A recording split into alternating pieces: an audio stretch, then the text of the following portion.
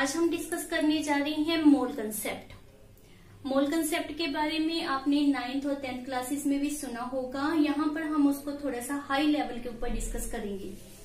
मोल concept समझने के लिए कुछ बेसिक टर्म समझनी पड़ती हैं, जैसे कि atom, molecule, atomic mass unit, molar mass. तो इनसे स्टार्टिंग करते हैं, फिर धीरे धीरे हम मोल के ऊपर पहुंचेंगे। एक बार हम अपने माइंड में सिर्फ इतनी टर्म सेट करते हैं कि 1 मोल की वैल्यू, हमारे पास एक साइंटिस्ट थे that is known as the Avogadro, उन्होंने हमारे पास टर्म दी थी कि 1 मोल क्या होता है, 6.022 इंटू 10⁻23 पार्टिकल्स। एक मोल किसके इक्वल होता है, 6.022 इंटू 10⁻23 पार्टिकल्स। मीन्स पार्टिकल वो कुछ भी हो सकते हैं। लेट्स सपोज मेरे हाथ में ये मार्कर है, तो 1 mole of marker means 6.022 into 10⁻23 particles नहीं मार्कर्स।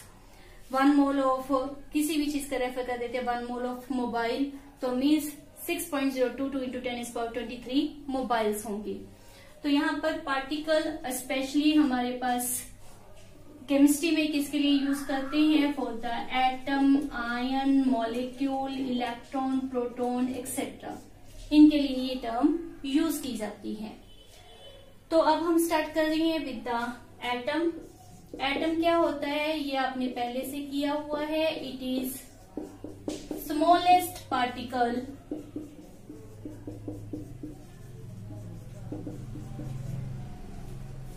Of element. कोई भी एलिमेंट ले लेते हैं, मान लेते हैं मेरे पास एक चौक का पीस है, तो किससे बना होता है चौक, वो आपको ही पता है, लेड कैल्शियम कार्बोनेट से। तो कैल्शियम उसमें प्रेजेंट होता है, हम कैल्शियम मानकर चल रहे हैं यहाँ पर। तो इस चौक के एलिमेंट में सारे के सारे एटम्स किसके होंगे, दैट इज ऑफ कैल्शियम। मेरे पास कोई आयरन का एलिमेंट है, तो उसके अंदर सारे के सारे एटम्स किसके होंगे, that is of iron, represented by the symbol Fe। तो ये हमारे पास क्या होता है, एटम। ये आपको पहले से ही नोन था। तो यहाँ पर हम स्पेशल क्या बात कर रहे हैं कि एटम में और may not have independent existence। This is the main term कि जो एटम होता है उसकी इंडिपेंडेंट एग्जिस्टेंस हो भी सकती है और नहीं भी हो सकती। इन 99% केसेस हम कहते हैं कि इसकी इंडिपेंडेंट एग्जिस्टेंस नहीं है। फॉर एग्जाम्पल आपके पास लेट हाइड्रोजन है, कैसे अक्कर होता है practically, that is H2 gas. हम H2 मीन्स H एटम की बात नहीं कर रहे, H depend upon other H, joint. अकेला H एग्जिस्ट नहीं करता, उसकी इंडिपेंडेंट एग्जिस्टेंस नहीं होती। सिमिलरली O2, F2, Cl2, तो इनमें रिएक्टिविटी होने के कारण, मोस्ट ऑफ एटम्स आपको पता है रिएक्टिव है, तो रिएक्टिव होने के कारण वो इंडिपेंडेंटली एग्जिस्ट नहीं करते, वो किसी ना किसी से ज्वाइंट होंगे, कंबाइंड होंगे। तो हम क्या रेफर करें कि उनकी इंडिपेंडेंट एग्जिस्टेंस नहीं होती। Helium, neon, argon, these are the noble gases.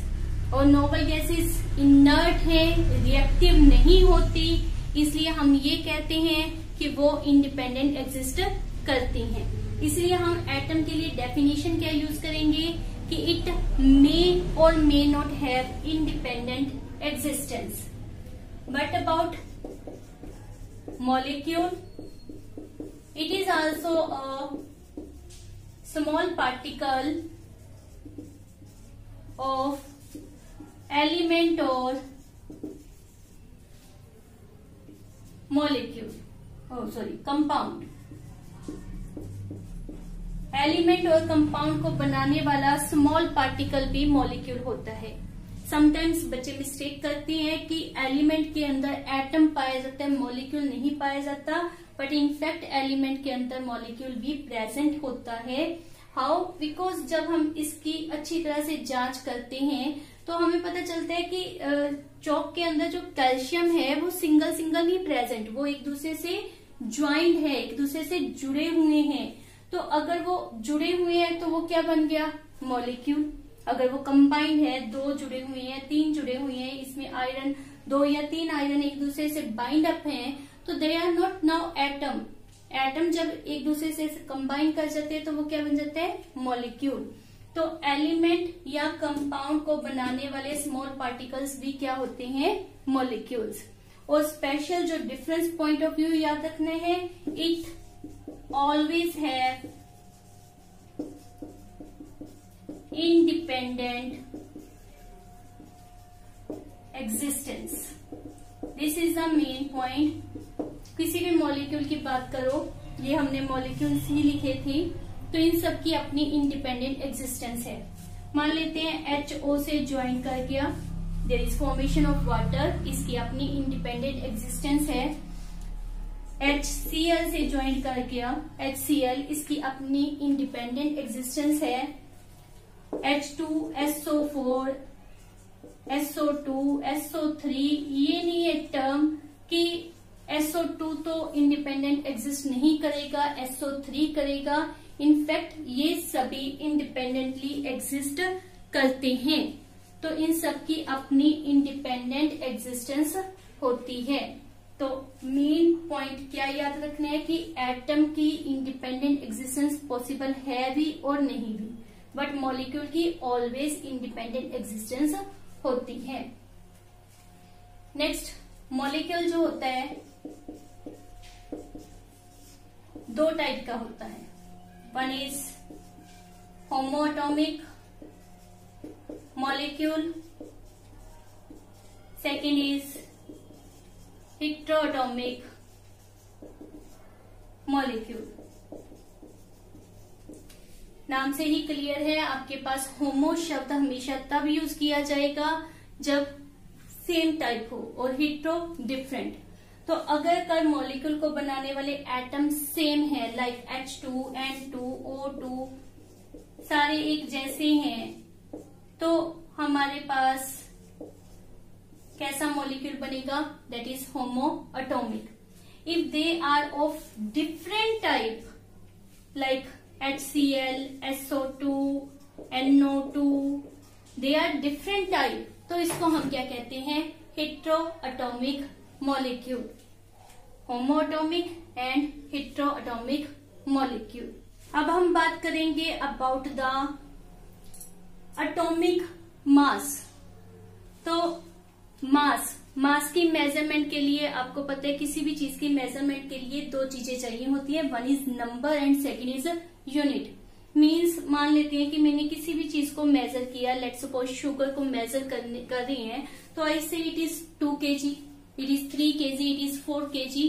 तो हमने 2 चीजें यूज की, one is number, second is unit. तो यूनिट मस्ट है किसी भी चीज की मेजरमेंट करने के लिए। तो यहाँ पर मैंने क्या रेफर किया कि जो शुगर है दैट इज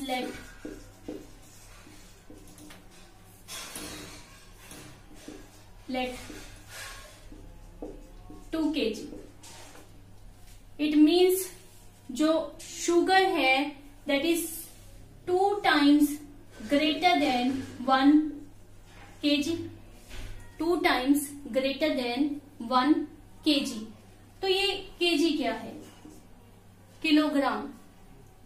ऐसे तो कोई टर्म नहीं आई, तो किलोग्राम क्या है? इनफैक्ट हमारे पास इंटरनेशनल लेवल के ऊपर, वेदर फ्रांस या पेरिस में, एक इंटरनेशनल ब्यूरो के अंदर एयर टाइट जार में एक सिलेंडर प्रेजेंट है made up of platinum iridium material. Clear? तो इसको वेट किया गया और उस वेट को उन्होंने नाम दे दिया कि इट इज 1 kg। उसको अज्यूम कर लिया गया कि वो कितना है, दैट इज 1 kg। अब इसके विद रिस्पेक्ट कैलकुलेशन की गई। अगर शुगर 2 kg है तो दैट इज 1 kg से 2 टाइम्स हैवियर आ गई। अगर किसी का रेफर करें कि पोटैटोज को मेजर करवाया गया तो मान लेते हैं वो 4 kg है, means 4 times heavier than 1 kg। 1 kg means इस सिलेंडर से वो 4 टाइम्स हैवियर है। तो इट मीन्स हमें यूनिट की जरूरत पड़ती है। तो एटॉमिक मास को रिप्रेजेंट करने के लिए भी हमें क्या चाहिए था, दैट इज यूनिट। तो वो यूनिट हमारे पास क्या है, AMU नाम से क्लियर हो रहा है, that is known as the atomic mass unit. अब एटॉमिक मास यूनिट क्या है, जैसे यहाँ पर सिलेंडर को अज्यूम किया गया, उसको एक स्टैंडर्ड लेकर बाकी सभी के मास को कैलकुलेट किया गया है, उसी तरह से ही एटॉमिक मास यूनिट में हमने क्या करना है, एक स्टैंडर्ड लेना है। तो साइंटिस्ट ने काफी रिसर्च की, उन्होंने सबसे पहले हाइड्रोजन को एज ए स्टैंडर्ड लिया, उसमें कुछ कमियां पाएगी, तो फिर उन्होंने ऑक्सीजन को एज ए स्टैंडर्ड लिया, उसके कंपैरेटिव दूसरे एटम्स के मास को कैलकुलेट किया गया, परंतु उसमें भी कुछ कमियां थी। तो एट लास्ट के ऊपर उन्होंने कार्बन को एज ए स्टैंडर्ड लिया और उसके विद रिस्पेक्ट मासेस को कैलकुलेट किया गया। तो कार्बन हमने ले लिया एज ए स्टैंडर्ड, पर कार्बन भी हमारे पास 3 टाइप का होता है, आपको पता ही है। 3 आइसोटोप उसके होते हैं, दैट इज 12, 13 और 14। तो हमने याद रखना है कि हमने स्टैंडर्ड की फॉर्म में किसको लेना है, C12 को। कार्बन का मास जिसका 12 हो उसको एज ए स्टैंडर्ड लेना है।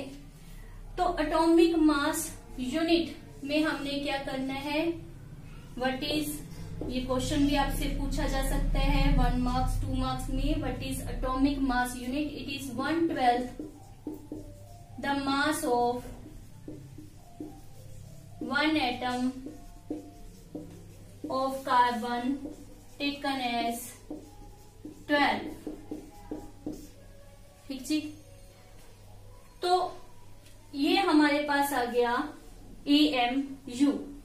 और जब भी हमने किसी के मास को रिप्रेजेंट करना हुआ तो हम इसको यूज करेंगे। आपके पास डिफरेंट एटम्स के मास याद होने चाहिए, let hydrogen, helium, lithium, beryllium, boron.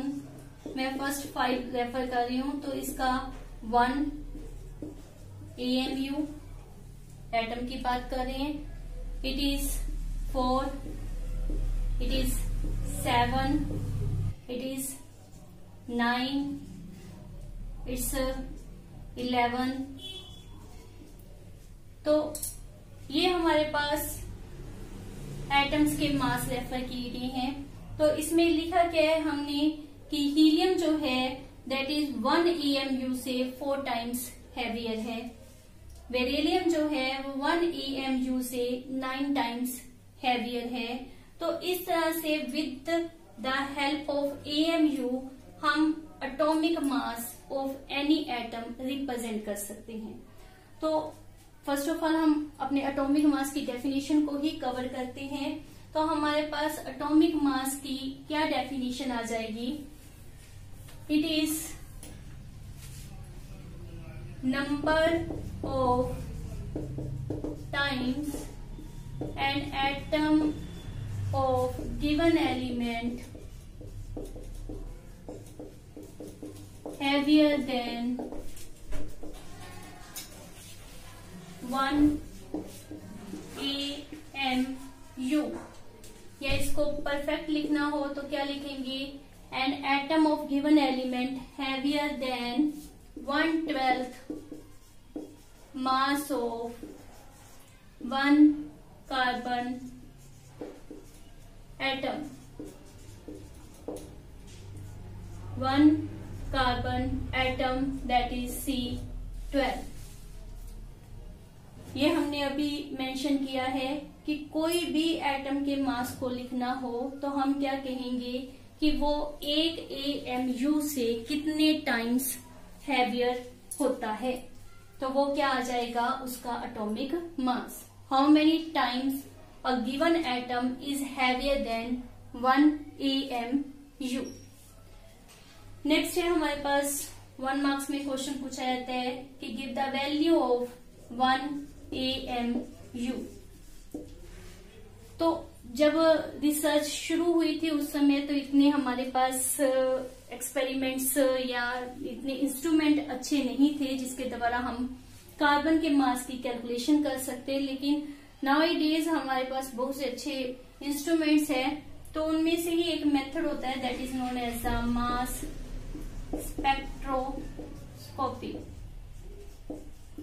उसके द्वारा कार्बन के मास को कैलकुलेट किया गया। तो उसकी वैल्यू कितनी आई, 1.99 इंटू 10⁻⁻23 ग्राम्स। ये आपने याद रखनी है, 1.99 इंटू 10⁻⁻23 ग्राम। तो ये किसका मास आ गया, 1 एटम ऑफ कार्बन का। हमने निकालना है AMU। तो क्या रेफर करें, 1/12 the mass of 1 atom of carbon. इसको जब हमने सॉल्व किया तो हमारे पास वैल्यू आ गई 1.66 इंटू 10⁻⁻24 ग्राम। और जब आप दिस वन एवोगैड्रो नंबर जिसको Na कहते थे 6.022 इंटू 10⁻23, इसका जब इनवर्स लेते हैं तब भी हमारे पास यही वैल्यू आती है। सो मैं इसको क्या रेफर कर सकती हूँ, 1/Na ग्राम्स। तो ये हमारे पास क्या आ जाएगा, 1 AMU। यप, हमारे पास एक और मेथड है to find out value of 1 AMU। तो वो क्या है वो भी देख लेते हैं। दैट इज, आपने माइंड में रखने हैं कि 1 atom of carbon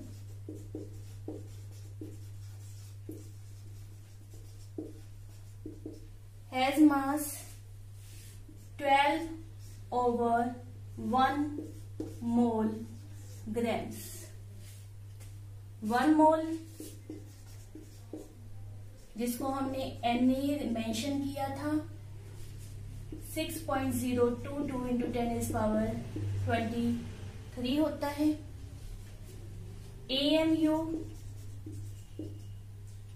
1/12 into mass of 1 atom of carbon means 12/1 mole, that is 6.022 into 10⁻23। तो ये हमारे पास क्या आ गया, 1/दिस वैल्यू जिसको हम क्या रेफर कर सकते हैं, 1/Na ग्राम्स। तो आपको जो मेथड इजी लगे आप उस मेथड से इसको कर सकते हैं। नेक्स्ट हमारे पास AMU के बाद हम करेंगे मोलर मास। तो मोलर मास क्या होता है, मोलर मीन्स मोल का। यहां पर एक एटम की बात हो रही थी, अब हम किसकी बात करेंगे, एक मोल की। Molar mass means mass of 1 mole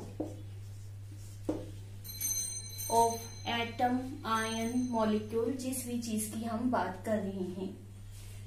we are discussing about molar mass of atom.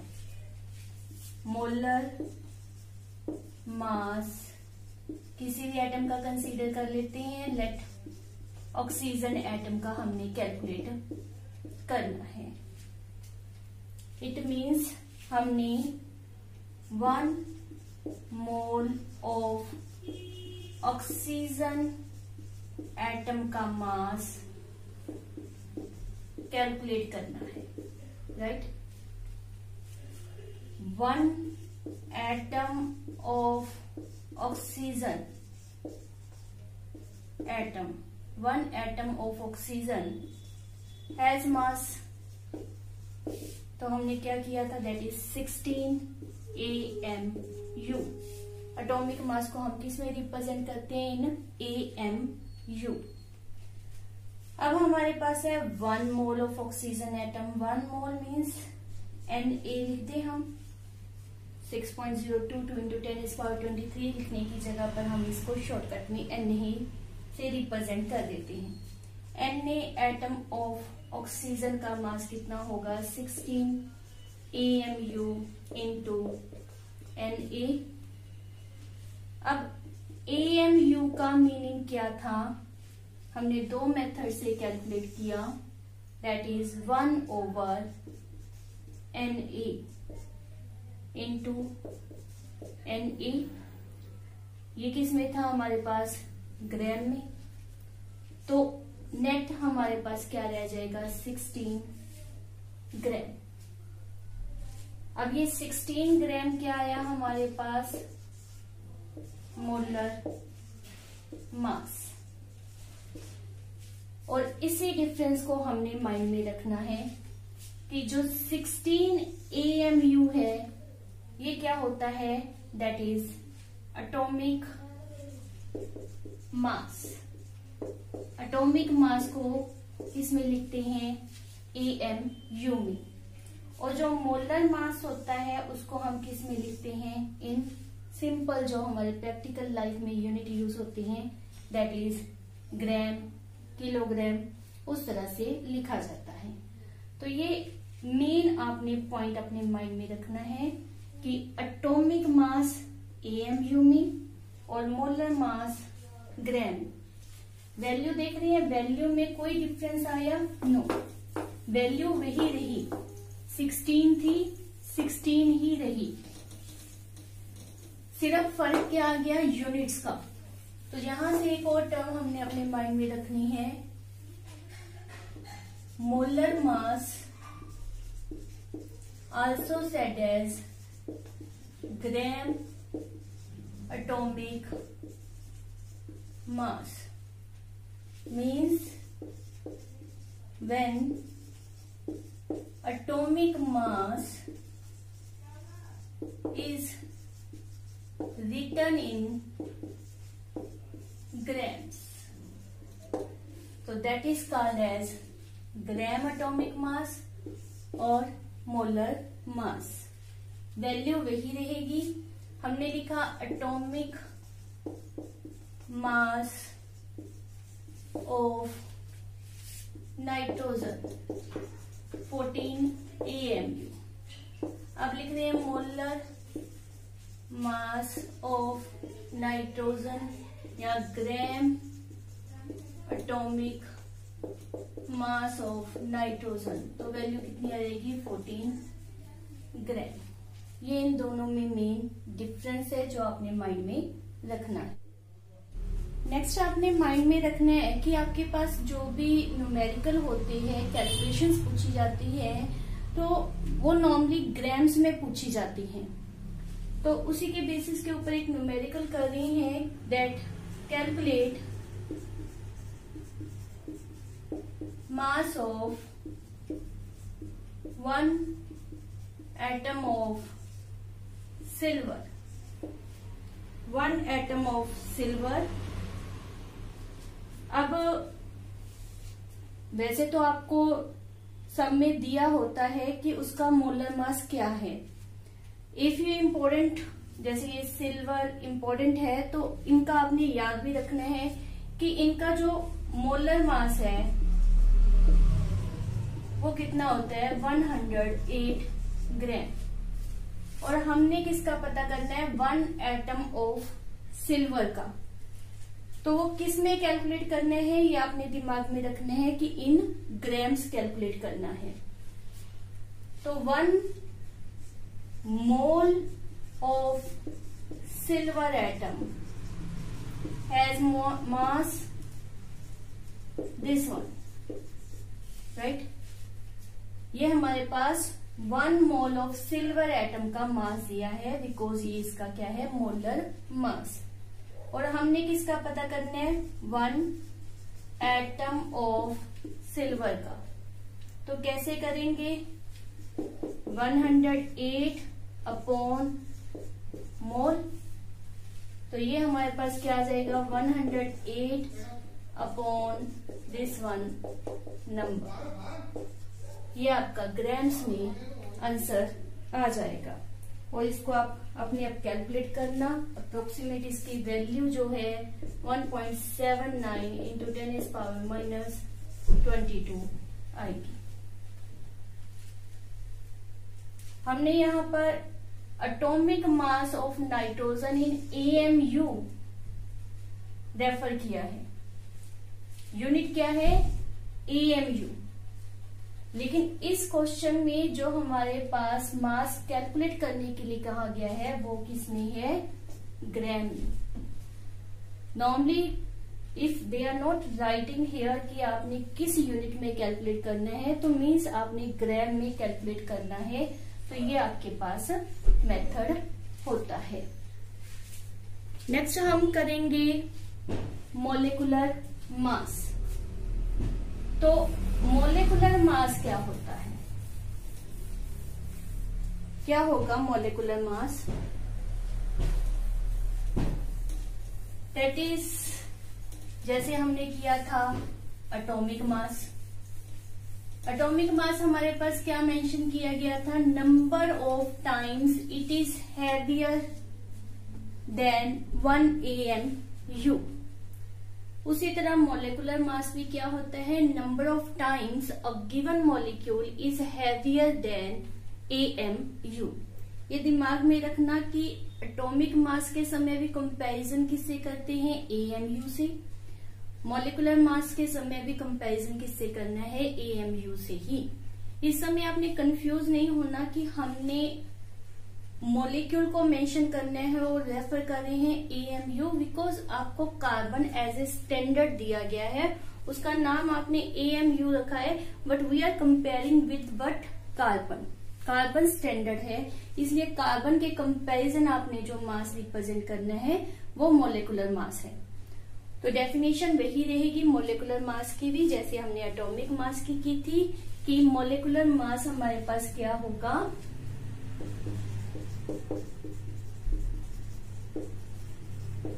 mass of molecule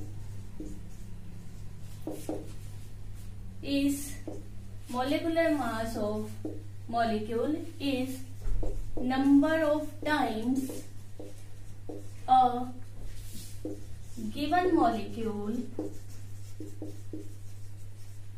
heavier than 1 AMU means 1/12 mass of 1 atom of carbon taken as 12। वही टर्म हम मेंशन करेंगे, वही unit इसके भी आएंगे। Confusion को avoid करने के लिए AMU को बाद में U से भी रिप्रेजेंट किया गया, विच मीन्स क्या होता है, यूनिफाइड मास, ताकि कंफ्यूजन ना हो कि ये एटम के लिए नहीं है। यूनिफाइड मतलब किसी के लिए भी, मॉलिक्यूल एटम किसी के लिए भी आप इसको यूज कर सकते हो। अब मॉलिक्यूलर मास कैलकुलेट कैसे करना है, मान लेते हैं मॉलिक्यूलर मास ऑफ CO2 हमने कैलकुलेट करना है, तो क्या आ जाएगा, C प्लस जो इसके पैर में टर्म दी होती है वो मल्टीप्लाई के लिए यूज करते हैं, like this, C plus 2 times of oxygen. तो C का मास हमने याद किया था 12 AMU, O का मास 16 AMU, तो ये हमारे पास कितना हो गया, दैट इज 44 AMU। इसी तरह से let's suppose you have given water, water में क्या होगा, 2 times of H plus 1 time of oxygen. तो H का मास हमारे पास कितना होता है, 1 AMU, और oxygen 1 time of oxygen refer किया है, इसको 10 मत समझना। 16 रेफर करेंगे तो ये हमारे पास कितना आ गया 18 AMU, या you can say also 18U या फिर 44U। तो these are set how we calculate molecular mass of any molecule. Sometimes आपके पास रेफर कर दिया जाता है कि डॉट में टर्म रेफर की गई होती है। Let example is Na2CO3 10 water molecule. तो यहाँ पर डॉट का मीनिंग ये नहीं समझना कि हमने नेक्स्ट टर्म को मल्टीप्लाई करना है। यहाँ पर जितनी भी टर्म्स दी हैं हमने उनको सम अप ही करना होता है। और अगर कोई टर्म स्टार्टिंग में इस तरह से रेफर कर दिया कोई डिजिट, तो इट मीन्स ये जो चीज है ये 10 टाइम्स प्रेजेंट है। तो इसका मास कितना हो जाएगा 23 इंटू 2 प्लस सी का मास 12। पहले में जो चीज दी हुई है उसको हमने मल्टीप्लाई के लिए यूज करना है, तो 3 इंटू 16 प्लस इसको मैंने आपको बताया 10 टाइम्स ऑफ H2O। H2O का मास आपको पता ही है, तो सीधा लिखते हैं दैट इज 18।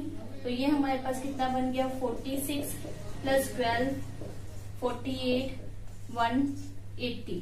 तो इन सबको आपने ऐड कर लेना है और आपके पास कैलकुलेशन आ जाएगी। दैट इज 46 प्लस ये आपका 60 180। तो ये मेरे पास क्या बन गया 6 देन 10 और 8 और 286 इन AMU। तो इस तरह से हमने मास को कैलकुलेट करना है। नेक्स्ट वही टर्म हमारे पास होती है gram molecular mass, when the mass is represented in gram. दोबारा से वही टर्म बताने की आपको जरूरत नहीं है। मोलर मास ऑफ मॉलिक्यूल किसके इक्वल होगा ग्राम मॉलिक्यूलर मास। ये आपने अपने माइंड में रखना ही है। मोलर मास ऑफ मॉलिक्यूल क्या होता है ग्राम मॉलिक्यूलर मास। तो AMU को जब हम ग्राम में लिख देंगे, आपने पहले सारी कैलकुलेशन देख ली है, उसी तरह से ही करनी है, तो मैं दोबारा रिपीट नहीं कर रही। तो सिंपली मैं बता रही हूँ कि जब इस क्वांटिटी को हम ग्राम में लिख देते हैं तो वो हमारे पास क्या बन जाएगा molar mass of molecule. Molar mass हमेशा हम ग्राम्स में रेफर करते हैं, AMU में नहीं मेंशन करेंगे। तो ये आपके पास हो जाएगा, दोबारा मेंशन करने की कोई जरूरत नहीं है। तो it is molar mass of molecule means अगर हमारे पास इसका मॉलिक्यूलर मास पूछा जाएगा तो दैट विल बी 286 ग्राम। ये क्या है इसका मोलर मास। ग्राम किलोग्राम में रिप्रेजेंट करना मोलर मास कहलाता है, या ग्राम मॉलिक्यूलर मास होगा। अब हम इसी से रिलेटेड न्यूमेरिकल करेंगे। लेट हमारे पास क्या दिया हुआ है कि you have to calculate molecular मास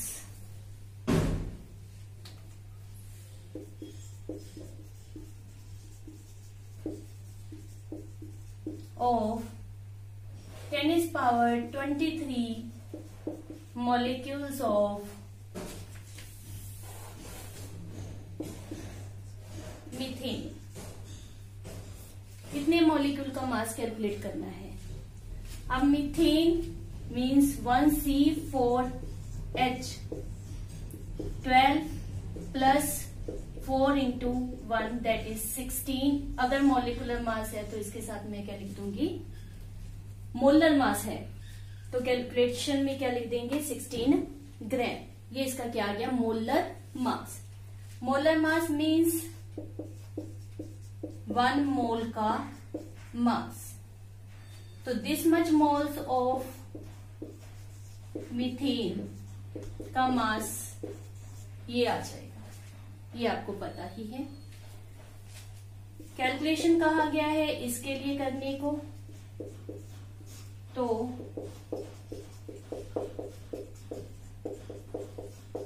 ये हम मेंशन कर देंगे। सिंपल है, आपको समझ लग रही है कि हमने इस तरह से क्यों किया। एज ए रिजल्ट ये आपका कैंसल आउट हो जाएगा और इसको आप सॉल्व कर ही सकते हो। ये आपके पास क्या आ जाएगा, molar mass of this much molecule of methane. तो दिस इज क्वाइट सिंपल कि मोलिकुलर मास मोलर मास में क्या डिफरेंस है। नेक्स्ट है हमारे पास the term which is known as mole. अब जो मोल की भी हमने डेफिनेशन देनी है वो किस तरह से देनी है कि कार्बन को यूटिलाइज किया जाए। तो क्या लिखेंगे हम, amount of substance which contain amount of substance, किसी भी सब्सटेंस की, आपको पता ही है जो मोल हम यूज करते हैं that is unit for amount of substance. So we are referring amount of substance that contains same number of elementary particles as the number of atoms present in 12 gram of carbon, that is C12। Definition हमने weather atomic mass की दी, हमने weather molar mass की दी या molecular mass की दी, we always use C12, ये याद रखना। So molar moles की जब भी आपने डेफिनेशन देनी है तो यही टर्म यूज करनी है, amount of substance that contain same number of elementary particle. अब ये जो एलिमेंट्री पार्टिकल हैं वो क्या हो सकते हैं, that may be atom, ion और molecule. As the number of atom present in 12 gram of carbon। इसके अलावा अगर आप सिंपल वे में फॉर न्यूमेरिकल यूज या सिंपली 1 मार्क्स में मेंशन करना चाहते हो तो 1 mole means 6.022 into 10⁻23 particles. Why, because 12 gram of carbon में हमारे पास कितने एटम्स प्रेजेंट होते हैं, दैट इज एवोगैड्रो नंबर। तो ये है हमारे पास what is mole. I hope आपको ये टॉपिक क्लियर हुआ होगा। अब हमारे पास है 3 फार्मूले हैं जिसको आपने अप्लाई करना है, यूज करना है to do the numericals. Very very important, बहुत से न्यूमेरिकल है एनसीईआरटी में और आपके पास अदर बुक्स में, जो भी कॉम्पिटिटिव एग्जाम्स है उसमें नॉर्मली इन फार्मूलेस की यूज की जाती है। तो बड़े ही केयरफुली तरीके से आपने इनको अप्लाई करना है, इनको यूज करना है। तो फर्स्ट ऑफ ऑल हम मेंशन कर रहे हैं दैट इज फर्स्ट फार्मूला कि mole is equal to given number of atoms upon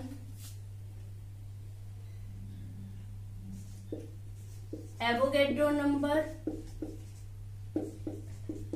of atoms।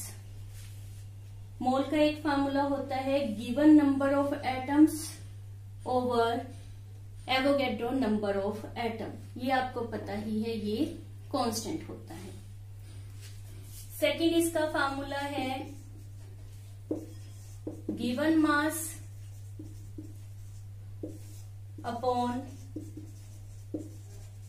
Molar mass. यहां पर टर्म याद रखने हैं कि वो एटम की बात कर रहे हैं तो गिवन मास ऑफ एटम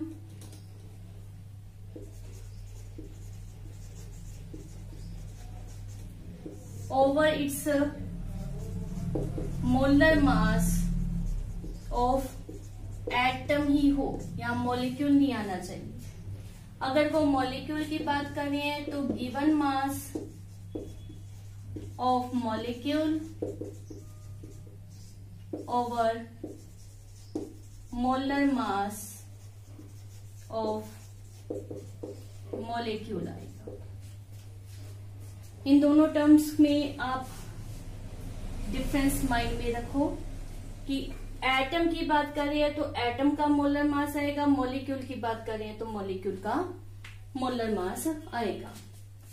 और एक और फार्मूला होता है that is given volume over molar volume, जो कि STP के ऊपर, स्टैंडर्ड टेम्परेचर प्रेशर के ऊपर कैलकुलेट किया गया होता है और उसकी वैल्यू 22.4 लीटर होती है। ये आपने याद रखना है। लेट्स सपोज मेरे पास मेंशन किया गया है कि calculate moles for 34.2 grams of C12H22O11। इसके मोल्स मैंने पता करने हैं। तो कैसे करेंगे? मोल का फार्मूला गिवन मास जो आपको दिया हुआ है upon its molar mass. Molar मास हम कैसे कैलकुलेट करते हैं? 12 into 12 plus 22 into 1 plus 11 into 16। तो ये हमारे पास कितना आ जाएगा? कैलकुलेट करके देख लेना, ये आपके पास इतना आ जाएगा। गिवन मास कितना है हमारे पास? This one. मोलर मास कितना आ गया? That is this. तो वैल्यू कितनी आ गई? 1/10, दैट इज दिस वन। तो ये हमारे पास क्या आ गए? मोल। सिमिलरली लेट, मोल नहीं कहा, कैलकुलेट नंबर ऑफ मॉलिक्यूल्स कहा है for this 1 gram of C12H22O11। तो भी कोई प्रॉब्लम नहीं है, आपने पहले वही करना है, मोल कैलकुलेट करनी है। जैसे आपके पास यहाँ पर मोल आ गई तो हमारे दूसरे फार्मूले को यूज करना है। Mole is equal to number of molecules, molecule by, because molecule लिखा है, एटम लिखा तो एटम लिख देते, अपॉन दिस वन नंबर। तो मोल हमारे पास कितना आया था? 0.1। मॉलिक्यूल हमने कैलकुलेट करनी है, लेट n सपोज कर लेते हैं, एंड दिस इज, तो n मेरे पास कितना आ गया? एज ए रिजल्ट ये हमारे पास क्या आ गए? मॉलिक्यूल्स। तो I think this is quite simple. बड़े ही इजीली आप न्यूमेरिकल्स को, इन फार्मूले को अप्लाई करके कर सकते हो। इन न्यूमेरिकल्स को बेटा अच्छी तरह से करो। These are very very important for the competitive exam, for the exams as well as for +1 +2 level, या फर्दर भी कुछ भी आपने न्यूमेरिकल्स करने हो किसी भी चैप्टर के, तो ये टर्म्स आपके लिए बहुत ही इंपॉर्टेंट हैं। एज वेल एज मेरी वीडियो को लाइक, सब्सक्राइब एंड शेयर जरूर करें। Thank you.